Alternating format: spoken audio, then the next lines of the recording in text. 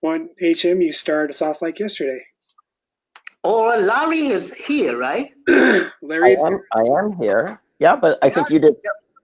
I'm happy to, to give a little briefing, but or intro. But HM, I think it's good to hear the history of parallel lessons, even though I think most of us have participated in this effort starting this past fall. But this has been a great opportunity for us to partner across jurisdictions in a version of lessons study where we have two teachers paired who discuss a theme sort of fairly broadly and the outcomes in a relatively short discussion, and then plan the lesson. And then it's an opportunity for us to view the lessons and have this type of debrief. In your original model, I believe, this was all done at once. So let's say in the course of 3 hours in an afternoon, one teacher would deliver a lesson, and then everyone would go to watch the second teacher. Sometimes that was remote, but done through video conference technology, and then the debrief would immediately follow. So in this model, partly because of, well, mostly because of time difference, because there's no way for us to actually find a time when you would have classes being delivered more or less back to back. We use the video technology, so we tape the lessons, and then there's an opportunity not only to watch them, but in this tool, something we haven't explored yet, but can, is the ability to tag the lessons and put your comments directly into the video so that any observer watching the video will actually see your comments in the video. So that's the benefit of that, is that you have the recording, you have the annotations, we've recorded this debrief.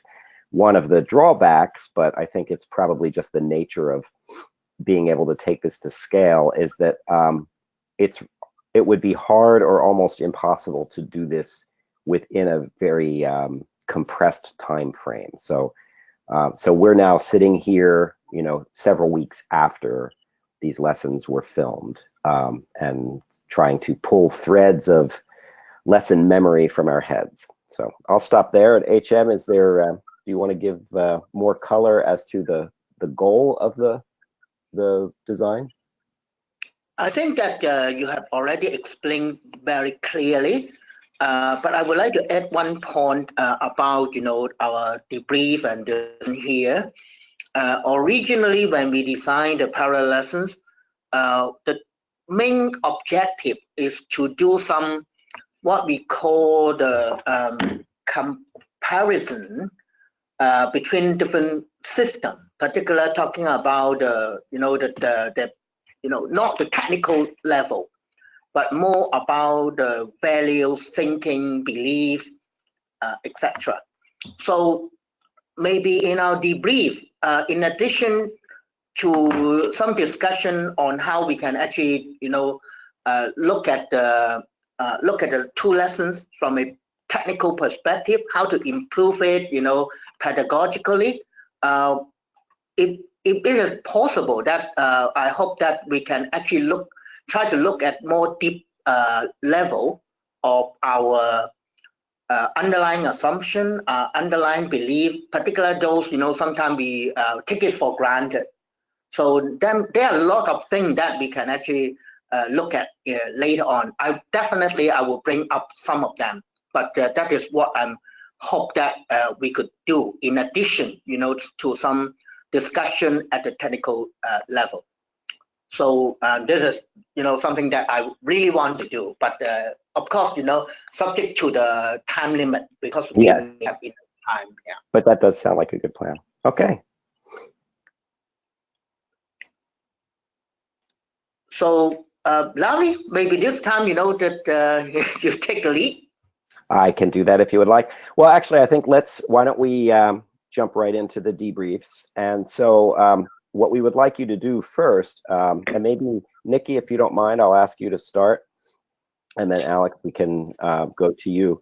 I think it would be good to hear sort of what you took away from your discussion together, and then how you planned sort of the design of the lesson, and then some reflections on how it went. and then we'll get into, that'll be the start of our conversation, and then we'll open it up for more questioning as we go on. Is that fairly straightforward? Sure. Yep. Okay, thanks. I mean, I guess I could start. After our discussion, I realized we were in very different spots. With me, I have a year-long class that typically is taught in a semester format, so I have double the amount of time to teach that class than usual.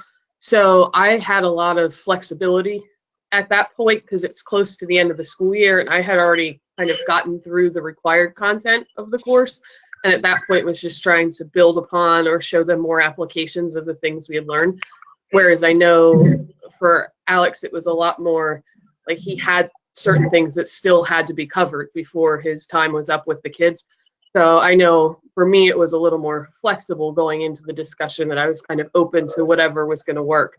But in terms of the planning at that point, just my co-teacher and I were trying to do more hands-on activities. You know, we were, I think, 2 weeks out from the end of the school year, so it was getting harder and harder to maintain focus.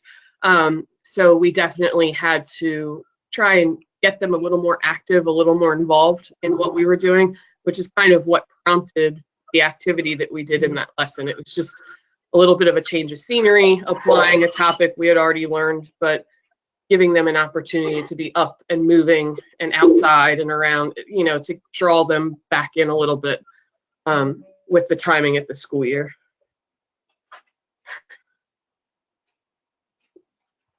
Okay, and on the basis of the lesson itself, what were your reflections, you know, following? I think it went well. I would have liked to, you know, looking back on it, with the way it was set up or the way we could set it up to make it feasible, they only used one of the 3 trig functions in their actual calculations. So everything that they did was a tangent function, and, you know, it kind of left out sine and cosine. So I think looking back on it, I'd like to adapt it some way to include more of the other functions that we talked about, or find an application, a way that we could use those as well. Okay. As we move through this, I'm going to ask Alex to do the same thing. Talk a little bit about what you took away from your conversation, how you designed the lesson, and a reflection on how you think it went.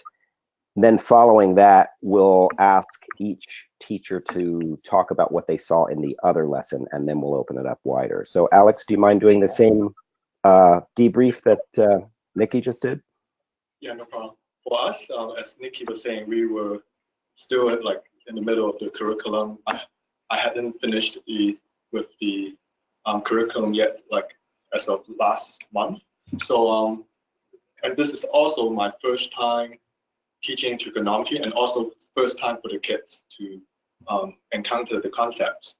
So before the day before the lesson, we had I did what exactly Nikki did. Actually, the girls were on the covered playground measuring the height of a basketball hoop, and then and that's why we didn't go outdoors. Like somebody in here was asking like, why didn't you go outdoors? I said I did it the day before.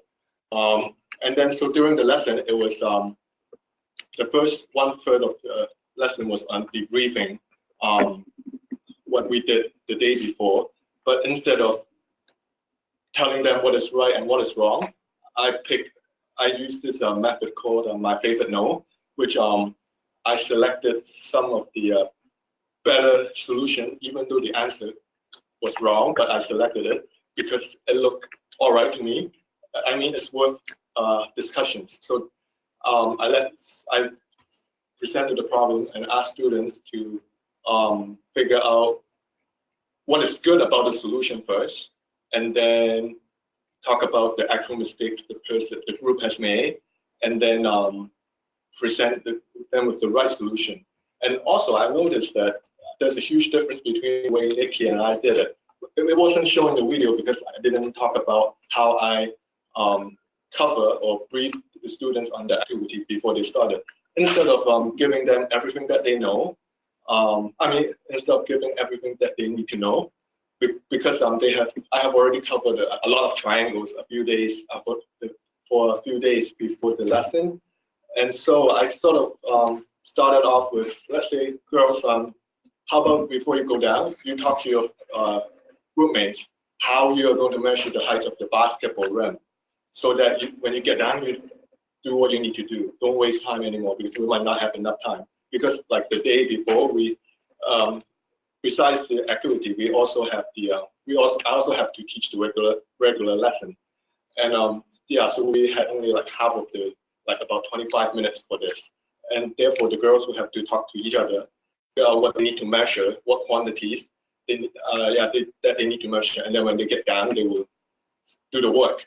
But then still, of course, they haven't had much ideas, even though they see a lot of triangles for the past few days before the activity.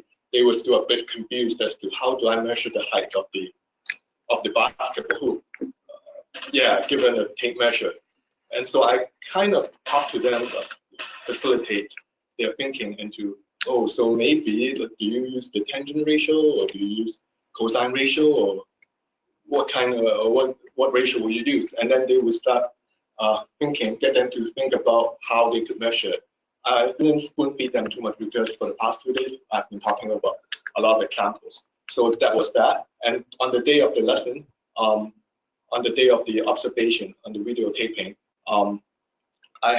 so I went over the good points about the the solution, even though the answer is wrong, and then followed by giving them like a challenging problem to work as a groups. I mean, to work in groups.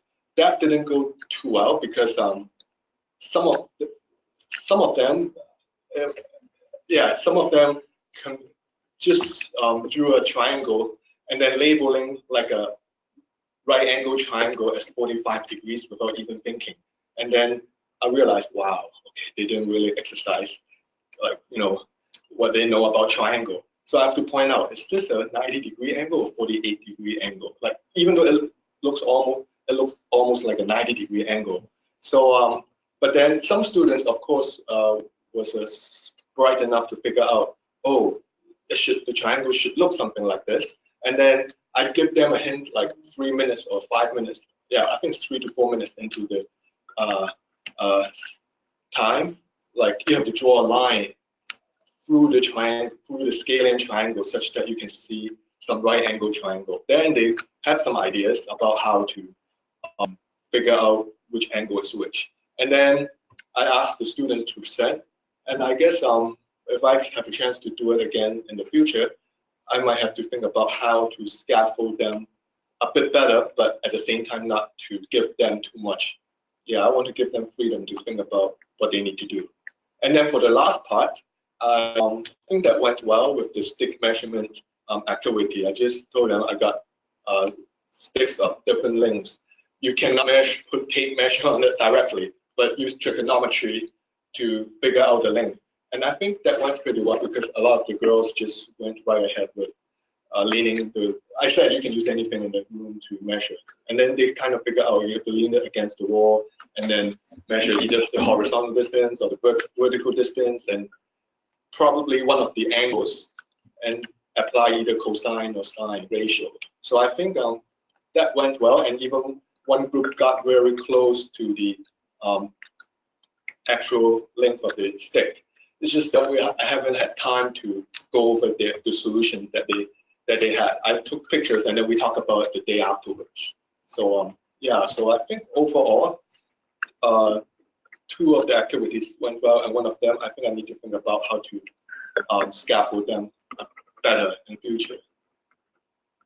Thanks. I have 2 more questions for each of you. So Nikki, I'm going to start with you first. What did you find interesting in Alex's lesson? And following your lesson, how would you, what are some things you might do differently? How might you plan it a little different? I always like, because I saw this last time I did this as well, where students put up their work, and even if there's mistakes, they talk about it openly, and the kids are okay with that. I always am fearful that if I have somebody put something up that's wrong and we point out that it's wrong, that that doesn't go over well every time with the students, that they get embarrassed and they don't like that. So both times I've enjoyed seeing that the kids are open to discussing each other's work and they enjoy learning from the mistakes rather than getting ashamed or embarrassed that they made a mistake. I'd love to see more of that in my classroom, definitely. I also really liked the stick activity. I thought that'd be a great way to kind of adapt my activity when it's winter and we can't go outside or it's not a nice day and we're stuck inside. It's a great way to kind of do something similar, but in the classroom. So I really thought that was a great activity.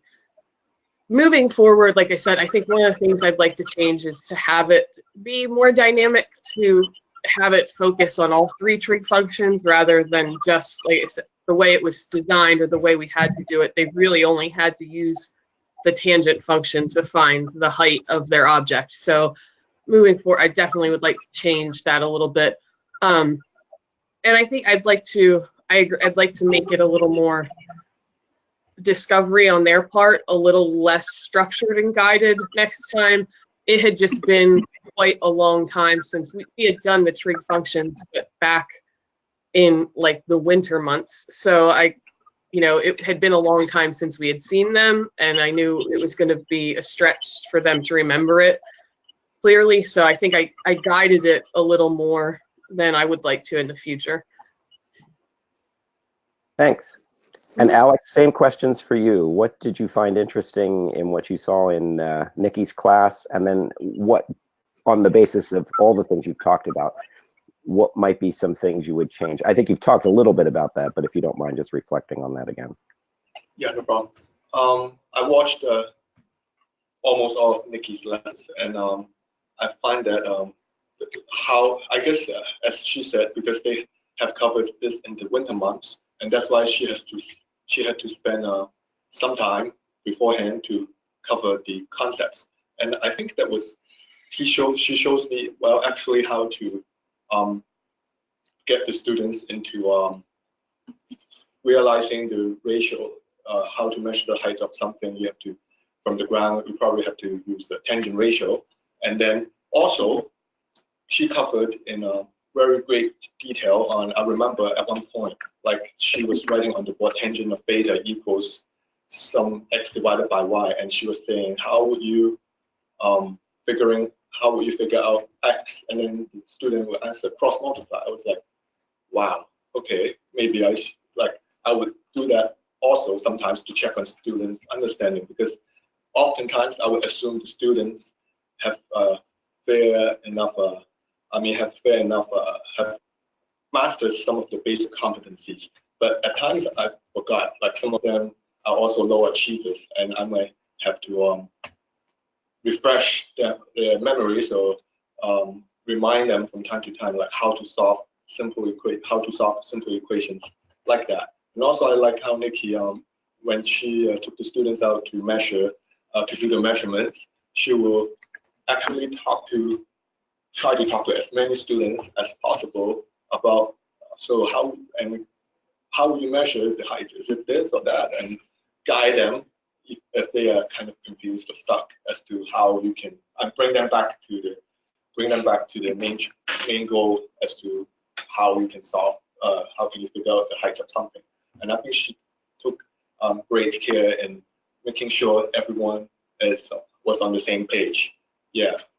And for my lesson, or for myself moving forward, as I said, if I have a second chance to do this again, I would probably for the second part, where students are given a very challenging question, I would have to think of better ways to make it a bit more structured, maybe give them a little bit more of the scaffolding, and maybe attend to individual students, try to see if they got problems, confusions, or any misconceptions during that time. Yeah. Thank you. I'll open it up now to HM. Do you want to jump in with some questions? Yeah, I would like to follow up, Nikki, that particular point about mistake. So we cover the same thing, not in this particular, not with Nikki before, but with other primary math education parallel lessons. So in Hong Kong, sometimes it's very common for us to look at the mistake made by the student, and sometimes we, how would I put it? They would not actually hide the identity of the student who made the mistake, just bluntly put the wrong work, and asking other people to comment on it. So I think that is something that's very interesting, but I'm not talking about this point. I just talk about mistake because before we start our debrief, we have a discussion here, with Joseph. Joseph from Hong Kong U Graduate Association College, and he actually talked about mistake, right? So I would like to invite Joseph to talk about a bit more about, particularly us, Hong Kong teacher. How would we look at about making mistake by student? So and can you share your views again? For Hong Kong people, we most likely look at student mistakes and ask someone to comment on their mistake in order to learn better. But obviously, those students may have a lack of self-reflection skills. They may not develop well in their self-reflections. How can they learn better from the mistake they made? For those so-called high achievers, they can point out the mistake easily. But for the student making mistake, they may not be able to find what problem they have made. Therefore, they just keep their false experience all the time in mathematics. At the end, we have a group of people afraid of studying mathematics. So this is quite common in Hong Kong or in Asia. But I can see your lesson, Nikki. You do ask, why do the heights change? Do the faculty change the height? You use a simple negatives and ask them to think. The height doesn't change, but you are not pinpointing the mistake they made. You are asking the students to think. Then this is a really good way to let the student find the mistake they made. And most of them understand the height doesn't change, obviously, but you are not using this strict answer to the students. It's really amazing. Thank you. Yeah, but this is a very interesting point. But in fact, in our discussion here originally, it's not about this point. It's actually talking about we have to, teacher afraid of student making mistake, because when they make mistake, which means the teacher may need to use more time to correct it. And not sometimes making mistake is very important for learning, but looking at our curriculum time, we have shorter one as compared to that in the US. So therefore, sometimes we think that we don't have enough time, we don't have enough room for students to make mistake. And in many cases, the teacher actually doing whatever they can to prevent student making mistake by pointing out all the standard steps. You have to follow all this, then you would not make any mistakes. But in fact, it's very important for students to make mistakes, and so that they can learn from the mistake. We do not allow them making mistakes, then they may not be able to learn it, from the mistake. So I would like to invite, Joseph to talk a little bit more about this if he would. And also I would like to invite Nikki to talk about, how would you see student making mistake? So maybe Joseph first. Honestly speaking, Hong Kong teaching time in terms of mathematical curriculum is really packed. We have mentioned last time already, because the examination of quite exam oriented and the packed curriculum. Therefore, straightforward, let students to learn from examples, do it correctly, save the time in teaching so that they can practice more. This is quite common in Hong Kong. But if you look at the time between two countries, US have more time for students to practice, to learn, to get an error, to get a mistake, and learn from the mistakes, obviously. Therefore, this is quite big in difference in terms of curriculum delivery. From your lesson, obviously, we can see you allow students to make mistake because obviously the time.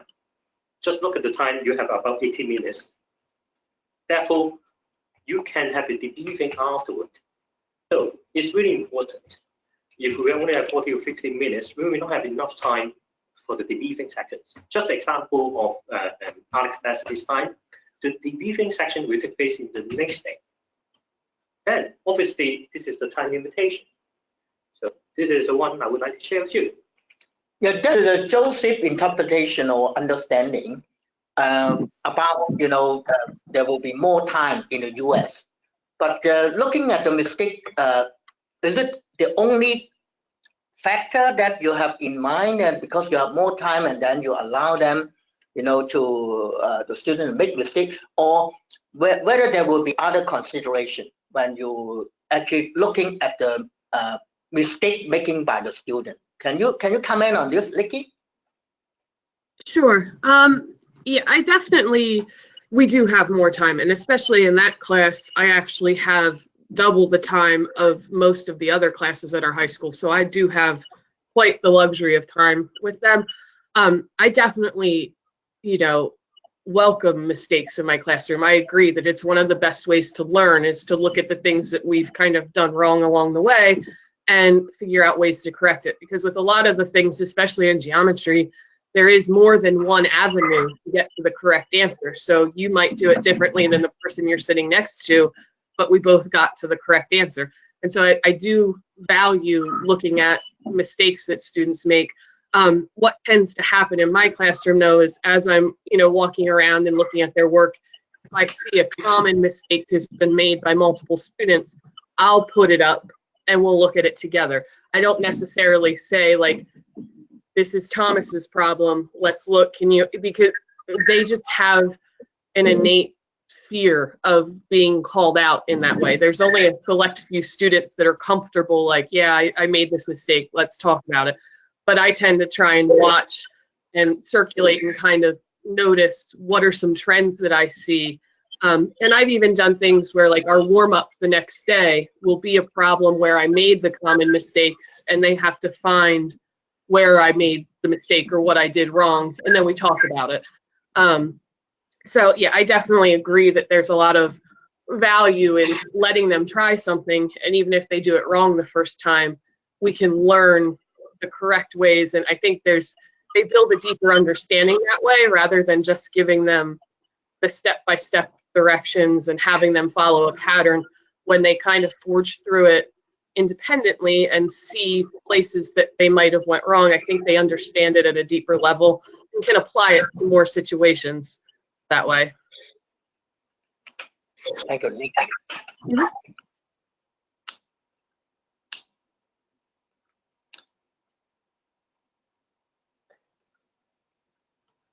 So Larry, I'm done on this point. So okay. Well, I was just about to ask anyone else on the call here.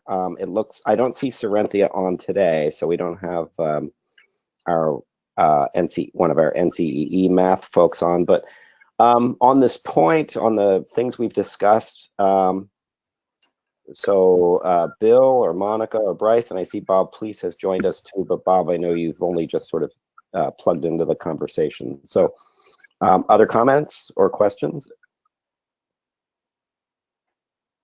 Yeah, I have a question. I would love to ask Nikki, I noticed in Alex's lesson as well, sort of very careful use of questioning to sort of prompt students as they were working independently. And I was just wondering, is that something that you planned out ahead of time, or sort of how do you think about that going into the lesson?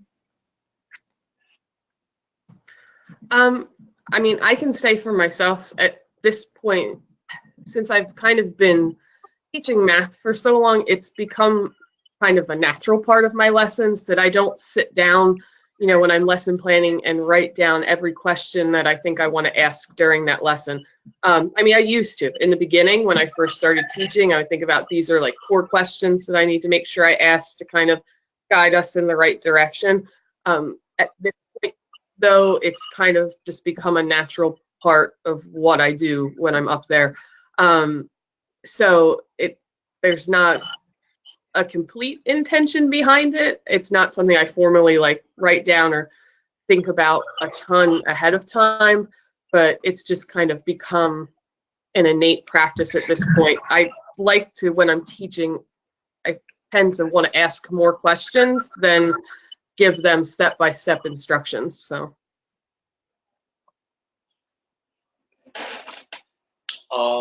For me, let's see, for the first activity where I debrief what we did the day before, because it's I have to, I guess, facilitate students into thinking what is good about the solution.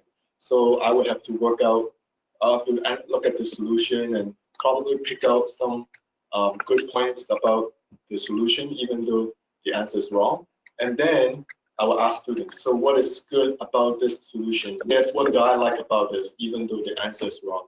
Then I can probably facilitate it better by, after the students mentioning some of the good points about, I will have to highlight, use different colors, and think about how to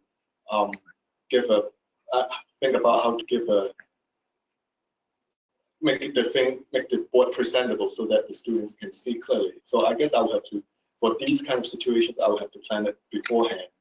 But then for the towards the middle or towards the later half of the lesson, I think I would just ask questions on the spot. Or I have some questions that I thought of beforehand, but I will pick something that's appropriate to ask at that moment, instead of like really have to nail this question, question one, question two, question. No, I don't do it that way. I'll have a list of questions, but I'll pick whatever that is right to ask at that moment. Since we've touched on this, on the whole concept of planning, something else I'd like to hear from the two of you. You started by talking about the design of your lesson, but can you talk about your process of planning, your process for planning? So do you do it on your own? Do you consult with colleagues? What sorts of resources do you bring into it? So what is your process for planning a lesson like this? Either of you can start. For that particular lesson, it actually is a lesson in our curriculum that just comes later on. So we just kind of adapted it to make it fit, our classroom and our surroundings. I planned for that class, I have a co-teacher. So we kind of sit down and talk about, these are the topics that are coming up. What are some activities that we could use? And my co-teacher had, this was my first time teaching geometry. So it was my first time through this curriculum. She's co-taught in a geometry classroom for years. So she had a lot of great ideas and things to consider when doing those activities. Like, she was great at saying, well, remember, we need to go set this up before class, make sure you talk to the gym teachers, make sure they're not going to be outside while we're out there. Things that I wouldn't have thought of because she's done the activity before and she's kind of seeing some of those hurdles come up along the way. So that definitely was helpful for me this year to have her input, because she's been through this curriculum and it was my first time. I have a follow-up question because we are not familiar with the US system. So when you say co-teacher, so what is co-teacher and what is her role, and how you actually work with her? So my co-teacher, Heather, she is a special education teacher. So in that classroom, most of our students, I think all but 2 of them, were special education students with IEPs and their own personal learning goals.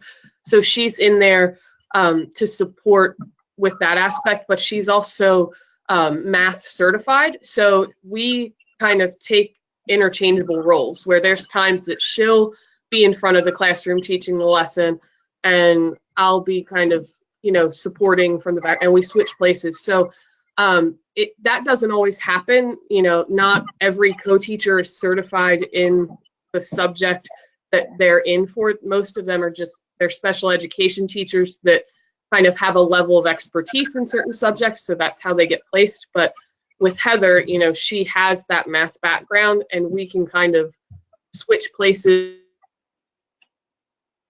and have a fluid one of the, but she's in there because of the concentration of special education students and the support that's required as a result. Thank you. Okay, for me, when I planned the lesson, I talked to Galok. I asked for his opinion, and at the beginning it was a bit general. It wasn't specific, so I gave it a second thought and came up with what I got in the lesson plan to apply the correct trig ratios to solve real life problems involving the height. And then probably the second one is because our students, I guess they are used to looking at problems with figures in it. So I was thinking about why don't we turn this around, instead of them a figure, ask them to draw the figure of a triangle and figure out what angle, what are the values of angles in these triangle, and see what they can get out of it. And I saw something interesting out of it. As I said, they labeled a 48 degrees angle. I mean, they said an almost 90-degree angle as a 48-degree angle, and I was telling them this has no way of being a right angle, girl. You should reconsider or think about which angle is which. And it was interesting. Get them to think about the value of the angle with the actual angle that they are seeing, because somehow the numbers doesn't connect with the actual angle. I don't know why for some of them, but it was interesting. And I saw that problem. In fact, you know that Alex is a new teacher teaching in that school. That's right, yeah. And he's now doing a part-time PGDE.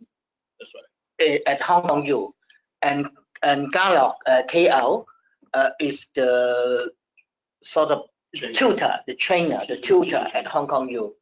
And but did you actually work together with other teachers in your school to prepare your lesson?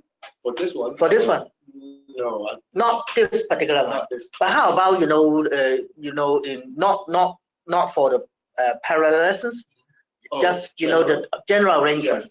Well, in general, I guess if I have questions or if I'm in doubt about how to teach certain topics, I will consult my colleagues. And in our school, the practice is that we can share resources as to what we have. For example, my colleagues might have designed some decimals activities, which I haven't thought about. And when I look at it, I was like, wow, yeah, this is useful. I would take it and modify it to suit my needs. And the results turn out to be pretty good, better than what I thought. And then in turn, I will share what I got with my colleagues also. And I like the practice of sharing resources, something like that. And then for this lesson, as I said, I asked Galok for his opinions, and then he pointed out maybe you should make it a bit more specific, and the activities should be able to cater. Should be able to address the needs of the students in terms of what you have written in the objectives. Yeah, so that's how that's how I had my lesson. And relating to planning would be sort of, debriefing and follow-up. This question is probably more for Nikki because you've been through this now twice, this being this process of parallel lessons and the debriefs. But Alex, I know you certainly are in a cycle of planning lessons, delivering lessons, and debriefing. Can you talk a little bit about how this process, so Nikki in particular, this parallel lessons process, since you've been through it twice, the opportunity to observe other classrooms in other jurisdictions, but also to reflect on your own practice. What opportunities are there to work with other teachers in your building or your district to kind of extend these conversations? Are those possible, or how does that happen? I think they're definitely possible. I mean, our administration is really flexible, but if I would ask to go sit in on someone's classroom, I'm sure they'd make those arrangements. We've done walkthroughs where they've had, members of each department kind of pop in for 5 or 10 minutes in different classrooms throughout a teaching period. So that's incorporated a lot in our district, where we observe what others are doing. Or even our colleagues will lead some of our professional development sessions to talk about things that they've been doing in their classrooms. So there is a lot of opportunity to see what other people are doing, even in other content areas versus just math. In terms of my department, we have common lunchtime and some of us have common planning, that there is a lot of conversations that go on, especially if someone's teaching something new for the first time, that we do really communicate with each other and ask, hey, I'm about to reach this topic. What are some of your suggestions on how we teach that? Or, what are things that have worked in the past to make it more accessible for the students? So there is a lot of just general conversation and unstructured conversation that goes on a daily basis as well amongst the department.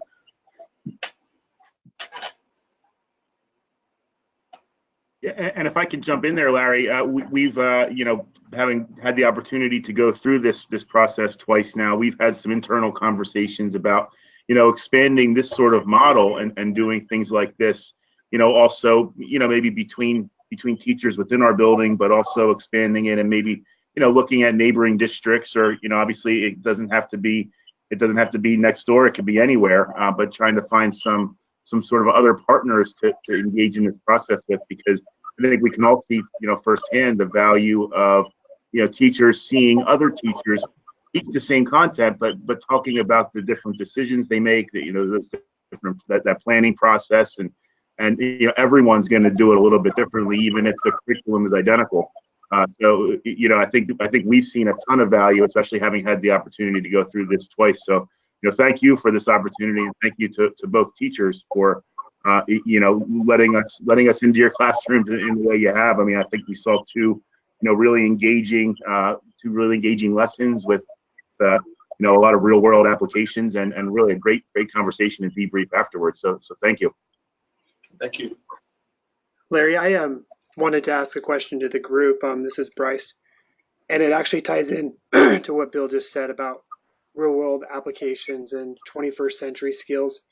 So both of you, both of you were able to work with your students and do some real activities where they got up and moved around.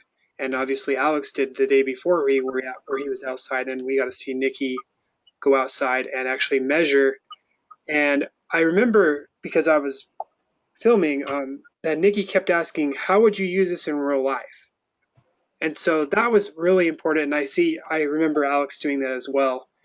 But my question is how often do you have a math lesson where you can ask that question, or is it sort of challenging? And this one was one where you could make it real world applicable. I'm just curious to know the challenge with that, with math lessons in your content and your students. Some of the topics are challenging. I mean, some of the topics, it's just difficult to make a connection. That honestly, if you're not going to go to school to be an engineer or a math teacher, you might not ever use this again. One thing we always try and talk about, though, especially with difficult concepts that there might not be great real-world applications for, is you're learning how to problem solve. You're learning how to struggle through something that's challenging. And no matter what field you go into after high school, something's going to present a challenge to you. You're going to have to overcome it. And by going through the steps with these problems, you're learning how to problem solve. You're learning how to look at the resources you have, look at the tools that you have, find the people that you need to talk to, look up the information and that's all things that you would have to do, even if it wasn't a math problem that was giving you a challenge. But whenever I can, I like to make those connections, that this isn't just something I'm showing you once and you're never going to use it again. I like to try and connect it to things that, you see this at your house, or you see this when you're here, and this math is happening behind the process. You might not have to sit there and do the calculations, but somebody did, and that's why this is working. So I definitely like to have any chance I can make those connections to show them, that it's not just a set of steps I'm showing you and then you take a test and then it's done and it goes away forever. But there are some topics where you do just have to take that day where you're showing them the process, and then maybe the next day is when you apply it, because they have to have the skill to be able to apply it ahead of time. So sometimes it's broken up. It's not all done in the same day.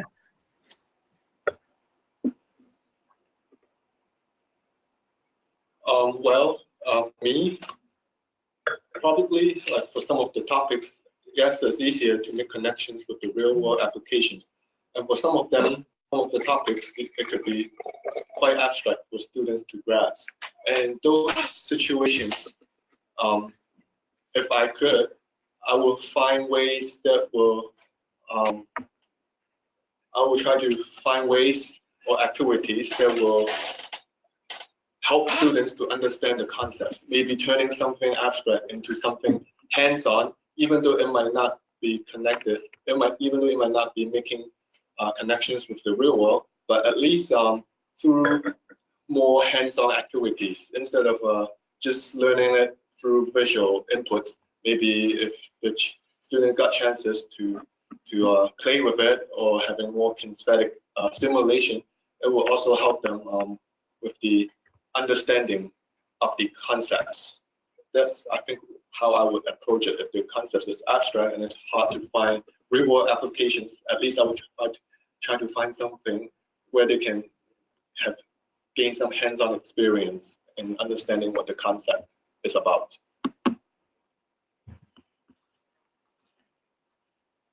And as Nick was saying, I guess some of the topics students learn might not find applications unless they pursue engineering. But I think it's important for students to learn how to problem solve, to analyze the situations, and to use not the best solution, but the optimal solution for that situations. I think they're important skills to learn. Yeah, through learning math.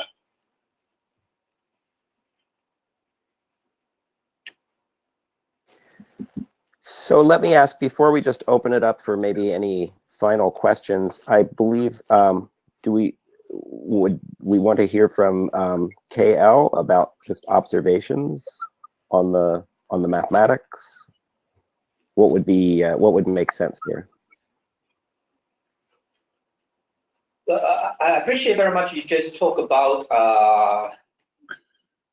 the application, which is a very good point, or something that really worth our consideration, because obviously the lessons was set on this topic, real life application of trigonometry. But I appreciate very much, Nikki, your point about you can distinguish something that is more easily to connect or to be applied from something else, which you also understand, or all math teachers should admit very honestly that, well, it is really something just for the test. Once you get it done, then you will never come back from it. I guess a math teacher should understand this very well, instead of always simply believing, or sometimes I would even say sometimes cheating the students that all these are very useful. Okay. Now, that's why Alex also pointed out that maybe at some other times on those topics, which is not directly applicable, then you should try your very best to develop the students some more generic skills like problem solving skills, or earlier on, most of you are talking about learning from mistakes. In fact, to my understanding, the ability to learn from mistakes, to notice one's own mistakes, to self-monitor yourself, to look back on what you have got. For example, in Nikki's case, the students get different results by measurements, then you should understand that, oh, you shouldn't be stopped there. You shouldn't just stop at that point, but noticing that, oh, how comes the result would be different, even if the height doesn't change. So I guess this kind of very critical ability to monitor yourself, monitor your own work is very, very important.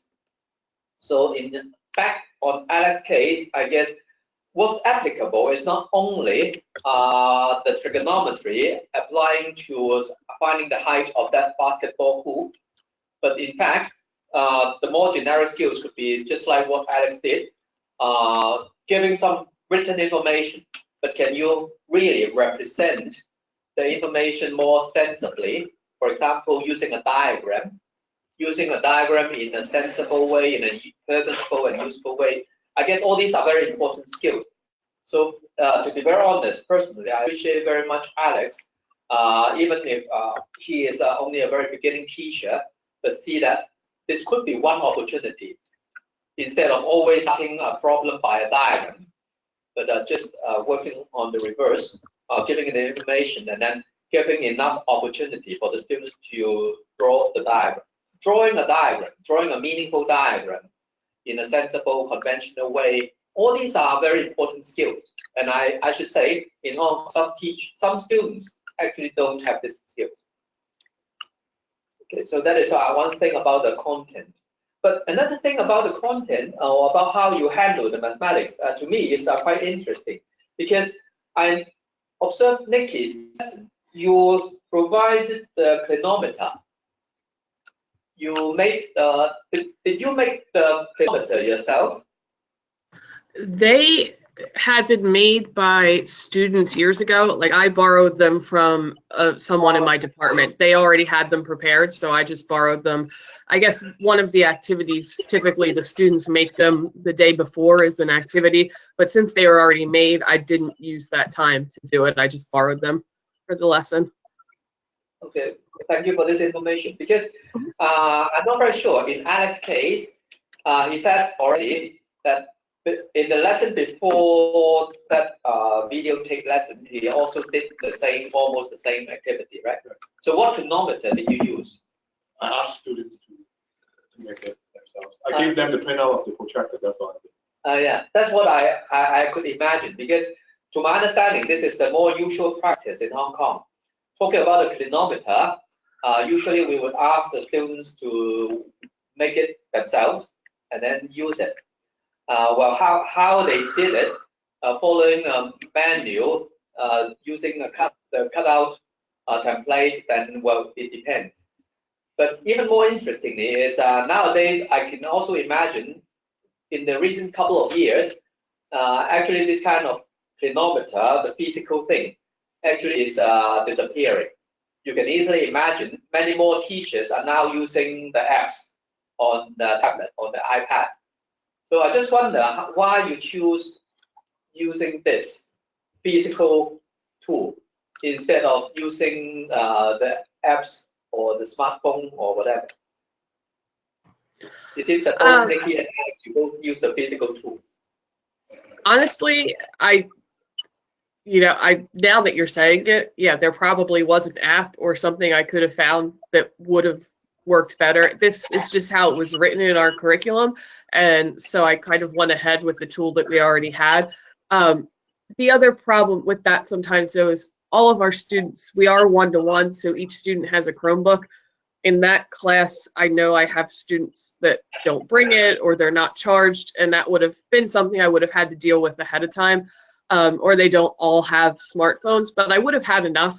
That's definitely something I would consider for doing this lesson again, is seeing if there's a better technology tool to do the measuring. It probably would have eliminated some of the error that we had along the way as well if we had a more precise tool for measuring those angles. So yeah, quite honestly, it was just something I didn't think of looking at the lesson as it was presented in the curriculum.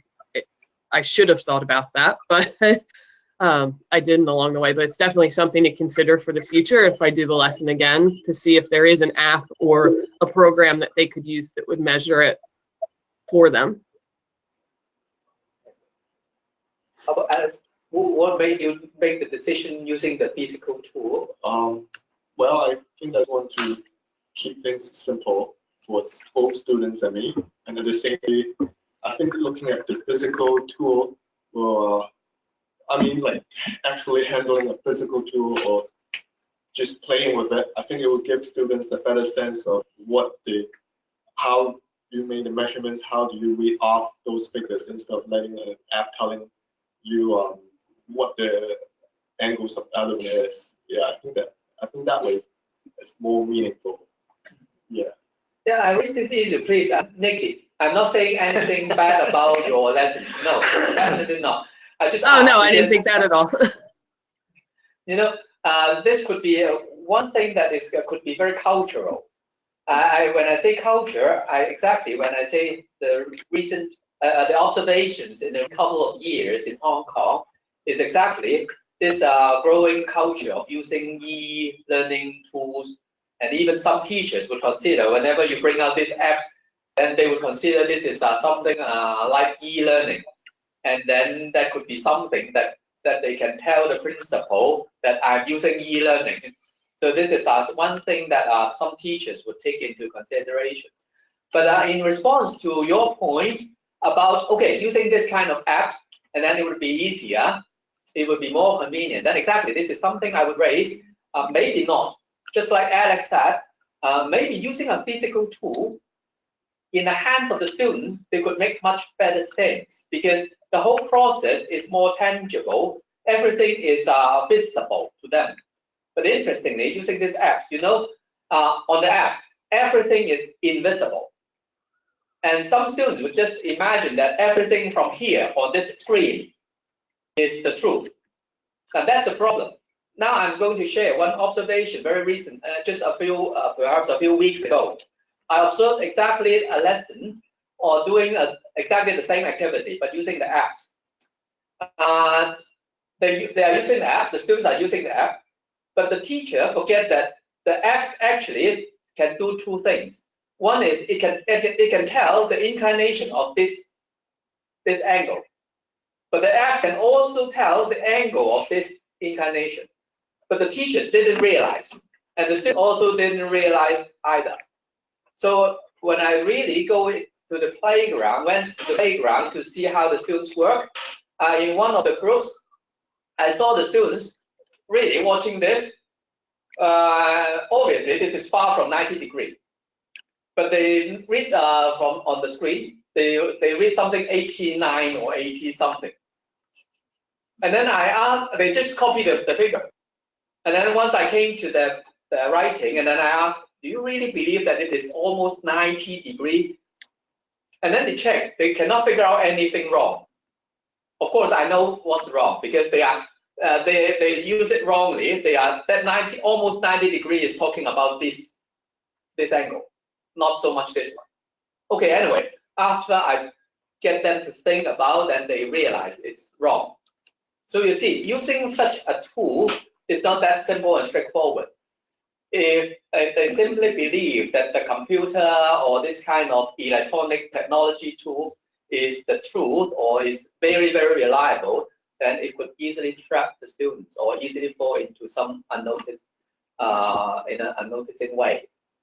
So I guess this is also perhaps a very important pedagogical and also I would say also mathematical decision, not just using which kind of tool. I won't simply conclude to say that okay, using normal this kind of traditional physical tool is more useful or more meaningful. I won't say that, but I just take this as an example for the teachers to consider. Well, it's worth our very careful decision. I wonder whether any other follow-up question related to Gallup comment and opinion. If not, then I would like to raise another something that I have in my mind. I think that it, to me is very, very critical and very important point. I'll just wait, you know, would there be any other follow-up question first? Okay, if no, then I would like to talk about differential teaching or talking about learner diversity. So I would like to make an example that I observed in mainland China years ago, not now. When, you know, about almost 20 years ago in Shanghai, they started to stop the streaming in primary school, you know, moving up to junior secondary school. So the junior secondary school in the past, in 20 years ago in Shanghai, is highly, in a way, selective. So they have the best one in Shanghai, the number 2, number 3, number 4, you know, in that manner. But they did away, you know, at that time. They tried to make sure that there will be no streaming in primary, how would I put it, grade 7. No streaming at all.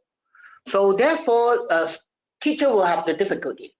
because in the past they teach a group of students with homogeneous background and capability, and therefore, whether they teach a very capable group or very, less able student, is rather homogeneous.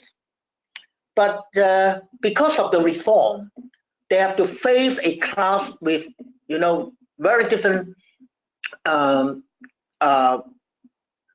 would I put it, that the diversity of learners was really very severe, and they did not know how to do with it. So what they did at that time is that, they pay attention to the middle, and they were neglecting, the more able and the less able one. They think that this is majority, I focus at that. And then eventually they found that, the more able one, what they describe, they are starving because they did not have enough things for them to learn. It's not challenging for them. And for the less able one, they are, because, target at the middle and not addressing their needs and difficult for them. And therefore, they have indigestion. So I would like to ask, in the two class, no matter whether you have a stream class or not, you have learner diversity. So how would you address that learner diversity in your lesson, in the two lessons? So there will be students who are more able. There are students who are less able, right? So how would you target at the student body? So are you target at, for example, 90% of them, or you only target at the middle, or you have to cover everybody? If yes, then in what way? So what is the strategy in the two lessons to address the learner diversity and set the right level of challenge to the student, and so that they will be motivated? So could I, ask that question to Nikki and also to Alex? Sure. Well, I know in our district, we're an all-inclusive district, so that does mean that our classes are mixed ability, that it isn't streamed or tracked. We do offer honors level courses and things like that at the high school level, so students can select to be in the honors class, which is going to move at a faster pace and be more challenging. But even within those sections, it's still very mixed ability because they have the choice of what to take. So, I mean, definitely the goal is to reach all of them. And we kind of do that by differentiating. Sometimes, for me, most often it's the product after the lesson that, I have everybody in there and there's one of me and I have to teach the lesson to everyone. But then afterwards, what I might do is I'll go to them individually. And for the kids that need the acceleration, I might ask them some questions that are at a deeper level, more of an application. For the kids that are struggling, I may provide some scaffolding or, a different way to approach the problem. So for me personally, I do a lot of that after the lesson has been taught, where I'll kind of go to each group of students and see what they need. And I usually will have stuff prepared ahead of time, that I might have an extension activity for the students who really understand it and can get pushed further, that there's something ready for them. And then having my co-teacher helps with the students that are struggling. That usually allows one of us to sit with them and kind of go through the lesson a second time or show them another way that they might approach it. So definitely, but when it's just me by myself, I almost typically have 2 or 3 different versions of the activity after the lesson has been taught to kind of reach those needs. But there are other times where I've done, like stations, and I group the kids kind of by ability for their stations, so they're not all seeing the same thing, to kind of address their own individual needs. It's definitely time consuming. Like I said, the goal is to try and reach all of them, which can be difficult when you have such mixed abilities in one classroom. Can you do it more specifically to the lesson you taught, for the parallel lessons? So what kind of strategy, that you have adopted, to tackle the problem that you just mentioned?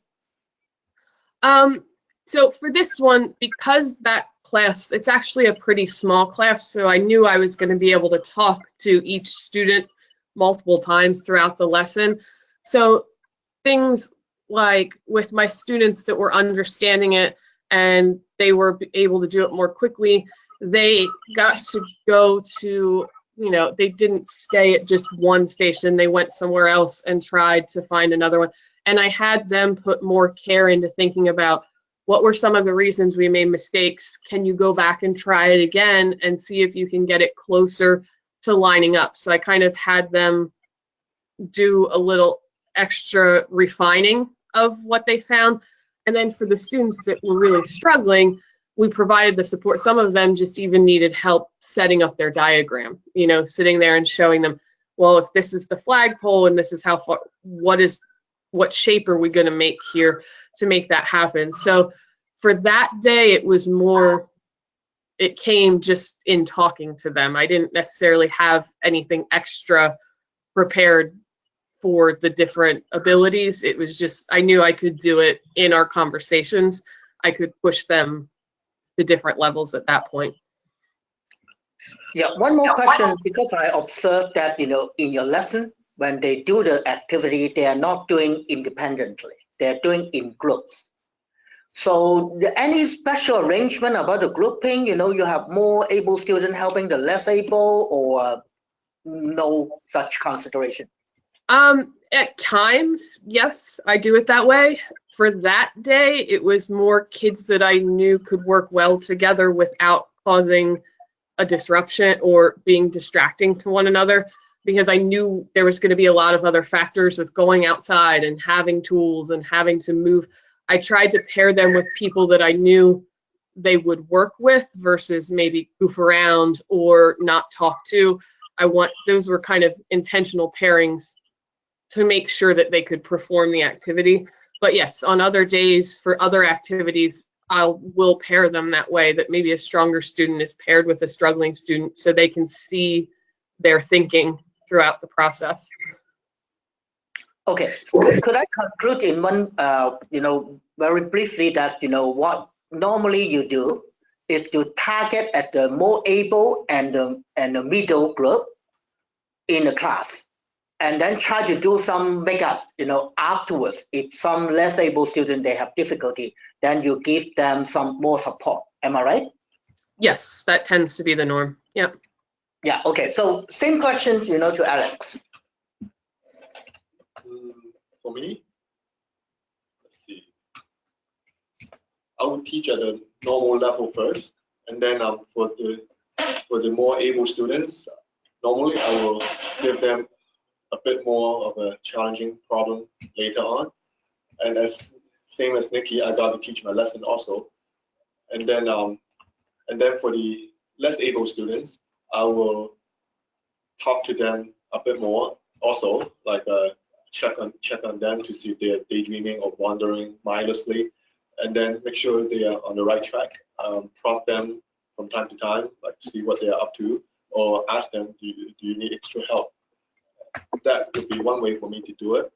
I might not have prepared a lot of the different materials, but taking into Nikki's suggestions, or like I like how what you said, like create two to 3 versions of the same activities for different for students of various abilities. I think that would help a lot. I think for looking back at the lesson that I taught for this session, for the second question, I would probably maybe create worksheets of different versions for maybe students of different abilities if I got to teach it again, so that they can be better supported and they will know better what is going on and having more feel better and having more success in working out the problems. Yeah. And also talk about the grouping. You also have grouping in your yes, right? So can you describe a bit more about your grouping? And then for my class, I think I did this at the beginning of the year.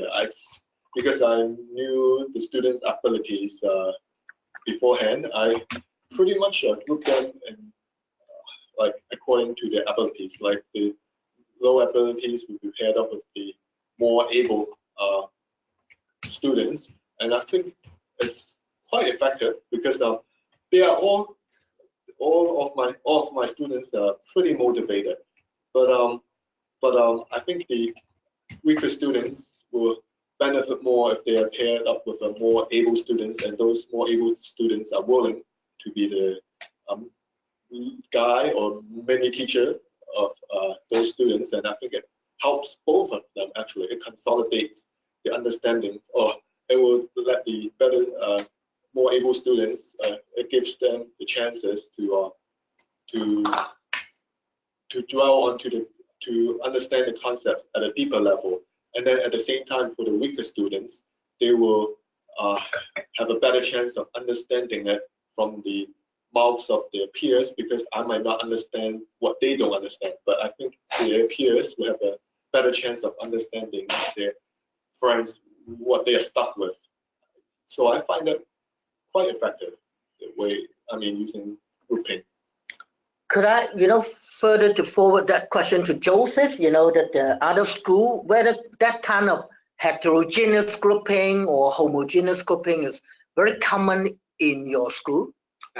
Yes, we are using streaming in my college in order to reduce the learning diversity in one class, such that we don't need to prepare too many versions of learning materials. But if you look at the whole form, we still need those levels of diversities.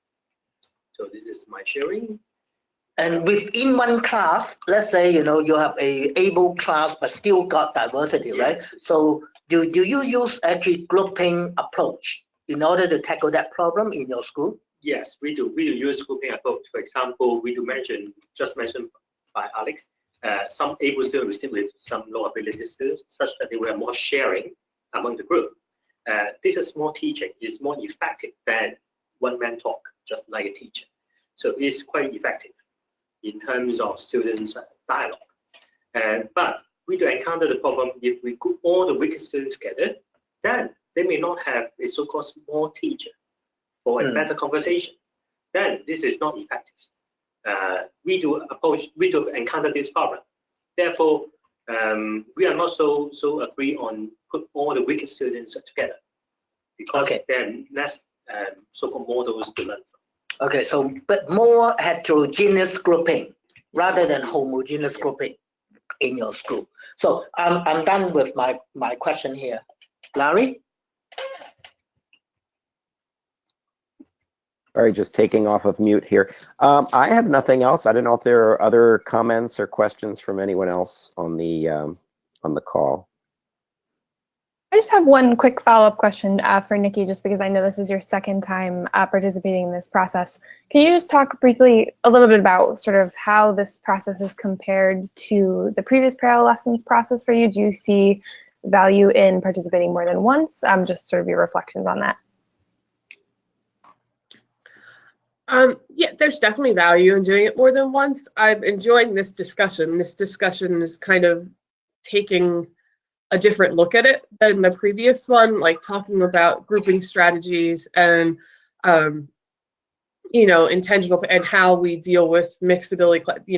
This is an interesting conversation just to hear others' approaches to those things. So I definitely think there's value, especially in these follow-up conversations, and just seeing more than one teacher's approach is nice as well, because I feel like doing it once, you have this vision of how it's done that you're kind of projecting to the entire, Hong Kong area, and now getting to see a second teacher and maybe a different approach is just nice to see. Even within, there's different styles, in that area. So I think there's definitely value in looking at it more than one time and participating in it more than once.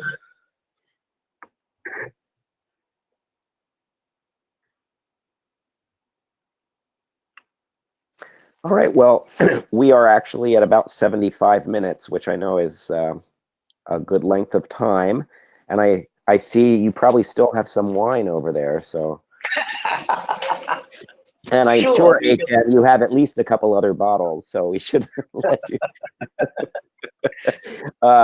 I'm still on coffee here, but I'll give myself another 12 hours before moving to the wine. Yeah.